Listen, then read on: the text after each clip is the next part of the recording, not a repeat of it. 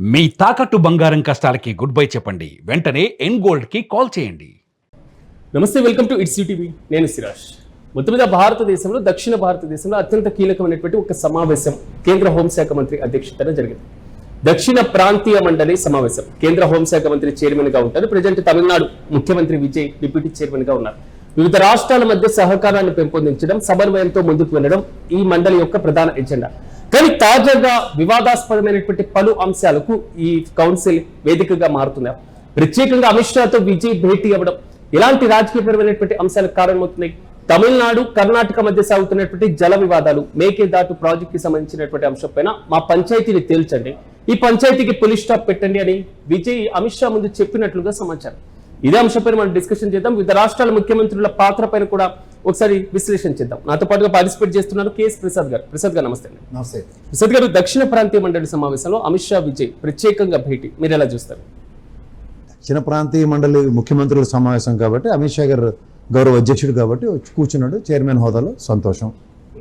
కానీ రెండు రాష్ట్రాల నీటి సమస్యలు కానీ లేదా రెండు ఫారెస్ట్ డిపార్ట్మెంట్తో జరిగిన రీసెంట్ పాస్ట్ డెవలప్మెంట్స్ కానీ అమిత్ షా గారు డిస్కషన్లో సొల్యూషన్ చేస్తారన్న భ్రమంలో వాళ్ళు లేరు, నేను లేను, మీరు కూడా ఉండకండి.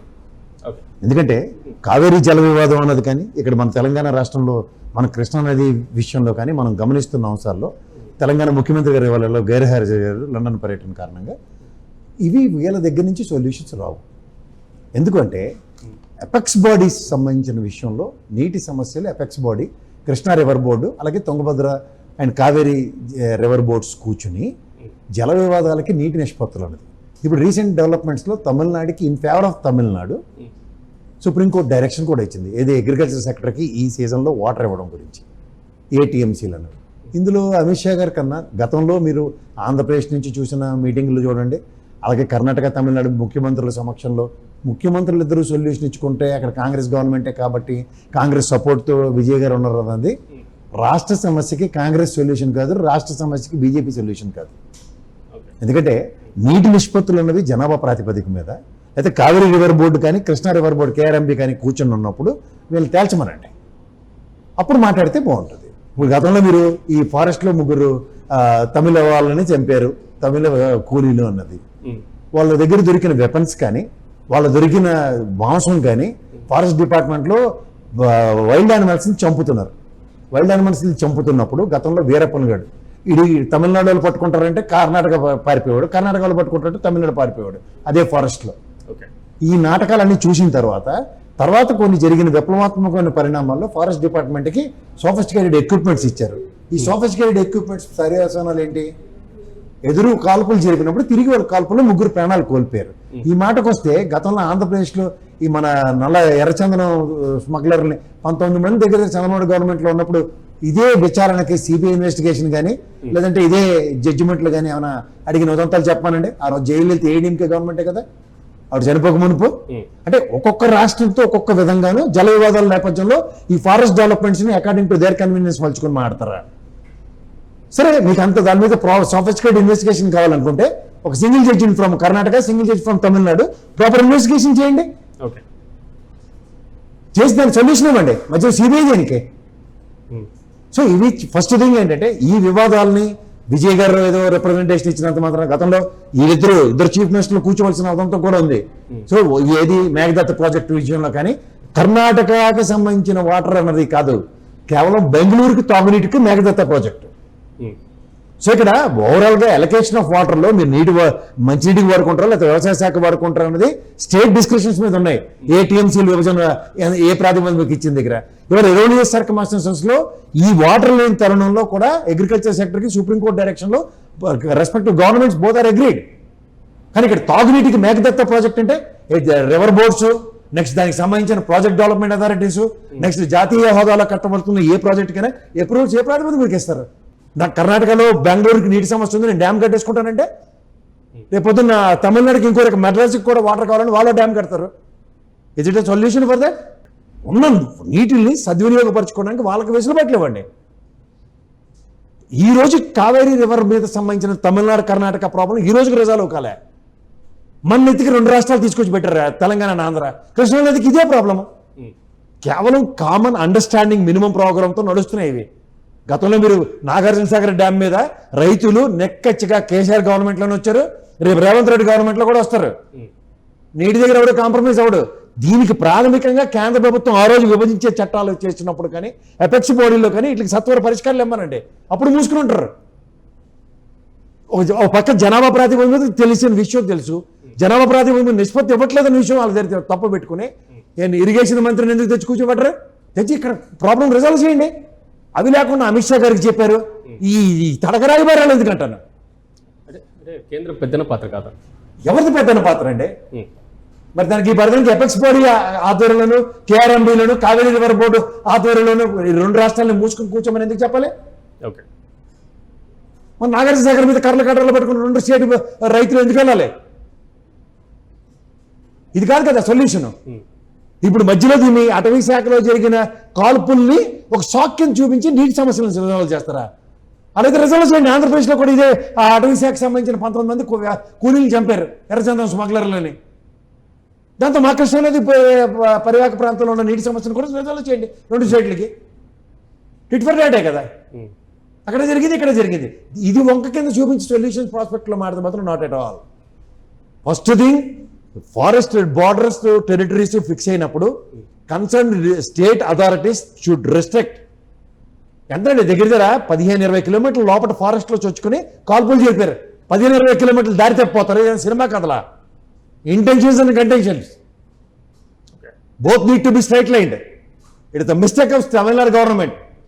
అంటే ఈ భేటీతో పెద్ద ఉపయోగకరం లేదు. ఎవరికి ఉపయోగం అండి? వాళ్ళు ఖాళీగా ఉండే పని పాటు లేకుండా వచ్చి కూర్చుని గంటలు ఆ జీడిపప్పులు బిస్కెట్లు తినడానికి వస్తారు. వీడు ఏ సమస్యని సార్ సమస్యాత్మకంగా రాష్ట్ర విభజనలు, సమస్యాత్మకంగా నీటి నిష్పత్తి వచ్చినప్పుడు కూర్చుని జీడిపప్పులను పప్పు బెల్లలు తినడానికి తప్పక దేనికి వస్తున్నారు వీళ్ళు?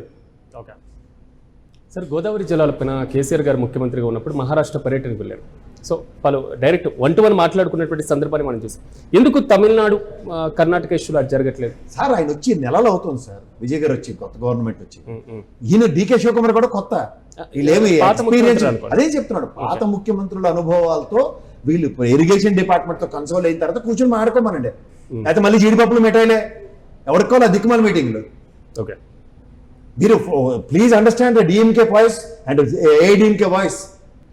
వాళ్ళిద్దరూ ఎంత సీరియస్నెస్ అప్ చేస్తారో చూడండి in the interest of Tamil Nadu. ఇక్కడ కూడా D K Shivakumar has to take opinions from the respect పాత ముఖ్యమంత్రి గారి దగ్గర నుంచి, ఇంక్లూడింగ్ బీజేపీ ముఖ్యమంత్రుల దగ్గర నుంచి, what sort of resolutions have taken place అన్నది.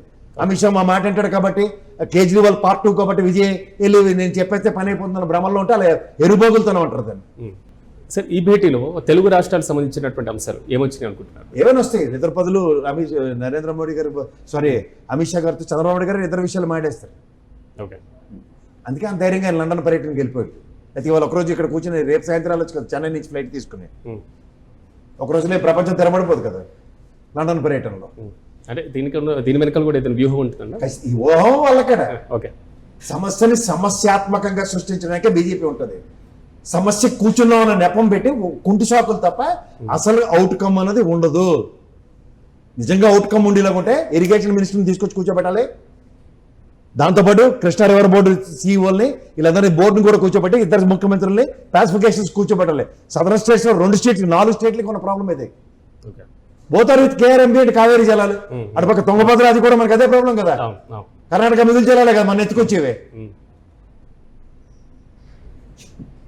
సార్ ఇంత రిప్రజెంట్ ఇచ్చి ముఖ్యమంత్రులు లేదా మంత్రులు కొట్టుకో బదులు గోదావరి జలాలపైన, కృష్ణా జలాలపైన, తుంగభద్ర జలాలపైన, కావేరీ జలాలపైన, సో అసలు మొత్తం ట్రిబ్యునల్స్ ని మార్చేసి మళ్ళీ నీటి నిష్పత్తిని పంపకాలు చేయాలని దక్షిణాది ముఖ్యమంత్రులు ఎందుకు డిమాండ్ చేయట్లేదు? ఇలాంటి వేదికలపై ఎవరు చెప్పారు సార్ చేయట్లేదని?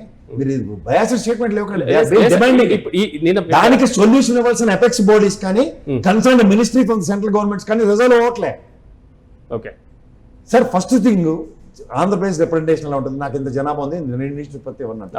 తెలంగాణ నాకు ఎంత జనాభా ఉంది నాకు ఇవ్వండి. విభజించినప్పుడు పరిగణలో తీసుకున్న జనాభా ప్రాతిపదిక అంటే ఫస్ట్ ఇయర్ ఊరుకున్నాం. ఫస్ట్ ఇయర్కి 12 ఏళ్ళు బట్టి అదే కంటిన్యూ అవుతుంది.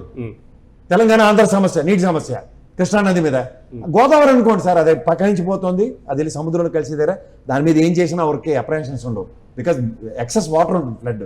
But Krishna is very very constraint, very demandable. ఎందుకంటే దాని మీద డిపెండ్ అయిన స్టేట్స్ చాలా ఎక్కువ, ముఖ్యంగా దాంతో మన ఆంధ్రప్రదేశ్లో ఒక డిస్ట్రిక్ట్స్ ఎక్కువ. తెలంగాణలో కూడా అంతే. ఆ. సో వీటిలన్నిటి మీద దృష్టిలో పెట్టుకుని అపెక్స్ బాడీలు, ఇరిగేషన్ శాఖ మంత్రులు వీళ్ళెవరూ కూర్చోకుండా ఏది మటుకాళ్ళు ఇన్ఎక్స్పీరియన్స్డ్ 2 చీఫ్ మినిస్టర్స్, ఇంక్లూడింగ్ ఇవాళ మన దురదృష్టంకో అదృష్టంకో రేవంత్ రెడ్డి గారు 3 ఇన్ఎక్స్పీరియన్స్డ్ చీఫ్ మినిస్టర్స్తో నీటి సమస్యలు సాల్వ్ అవుతాను భ్రమలో నేనైతే లేను. కానీ ఒకవేళ అపెక్స్ మీటింగ్ జరిగినా అసలు ఎజెండా లేకుండా చేసిన సందర్భాలు ఉన్నాయి కదా. ఉన్నాయండి అపెక్స్ మీటింగ్ లో ఎజెండాలు అంటే నేను చెప్తున్నాను అదే కదా.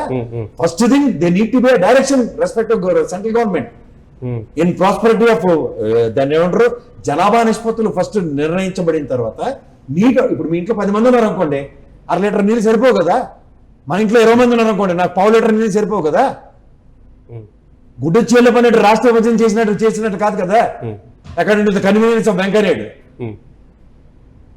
కానీ ఉత్తర భారతదేశంతో పోల్చుకుంటే దక్షిణ భారతదేశంలో నీటి పంపకాలకు సంబంధించి, నిధుల కేటాయింపుకు సంబంధించి, స్థానిక సమస్యల పరిష్కారానికి సంబంధించి బీజేపీ చిన్న చూపి చూస్తుంది అనేటువంటి వాదన. వాళ్ళకి ఏంటి తెలిసి చావదు కాబట్టి వాళ్ళకి ఎంతసేపు అదాని అంబానీ గారిని కాపాడుకోవలసిగా తెల్లారిపోతుంది వాళ్ళకి. It's a capitalist governments, not in the interest of public. That itself is an answer, అంతకని ఇంకేం లేదు. అంటే వాళ్ళకి తెలియకపోతే సమస్యను చూపించాల్సిన బాధ్యత. అందుకేనండి 12 ఏళ్ళు పెట్టి రిజర్వ్ కాకుండా సమస్యలు ఎందుకుంటాయి? మీరు పుట్టక నుంచి వస్తున్నారు వాళ్ళు బోత్ స్టేట్స్. ఇప్పుడు మన ఎత్తికి 2 తీసుకొచ్చారు, 2 రాష్ట్రాలని, తెలంగాణ ఆంధ్ర. ఇప్పుడు అదే పరిస్థితి. ముందు మాత్రం కమిటీలు వేస్తారు మనం ఉద్ధరించడానికి. ఆ దిక్కుమాల కమిటీలు ఇచ్చిన సొల్యూషన్ ప్రాస్పెక్ట్లో స్టేట్ కనుక బైఫర్కేషన్ అయ్యి ఉంటే it would have not a mess. Okay, కొత్త ట్రిబ్యునల్స్ మళ్ళీ నీటి నిష్పత్తి పంపకం అసలు సాధ్యమయ్యేటువంటి పరిస్థితి ఇప్పుడు ఉందంటారా?